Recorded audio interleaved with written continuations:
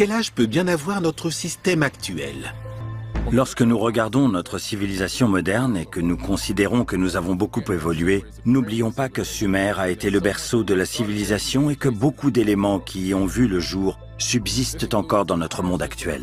Cela comprend le système de mesure du temps. Nous savons qu'il y a 60 secondes dans une minute, 60 minutes dans une heure, 24 heures dans une journée. Et la façon dont nous structurons nos villes, avec les concepts de plomberie ou d'urbanisme, avec des rues et des bâtiments. Tout cela provient de la civilisation sumérienne, qui du point de vue historique conventionnel, semble avoir surgi de nulle part en partant d'une civilisation de chasseurs-cueilleurs. Nous pouvons également voir que la base du code d'Hammurabi et des lois codifiées écrites est elle aussi née en Sumer.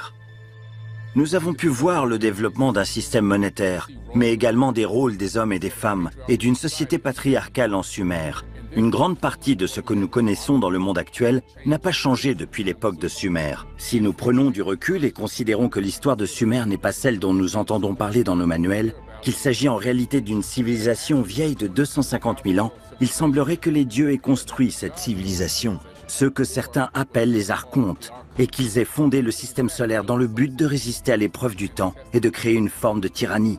Avec ce système monétaire, de petits groupes de personnes ont fini par déterminer qui devait vivre ou mourir, qui mangeait et qui mourait de faim, et par devenir incroyablement puissants. Car il n'y avait pas de partage des richesses de la planète. Cela semblait acceptable pour les gens, il semblait que le système était équitable. Mais il était très facilement contrôlé par la structure du pouvoir de l'élite. Et il leur a permis d'emprisonner une planète entière,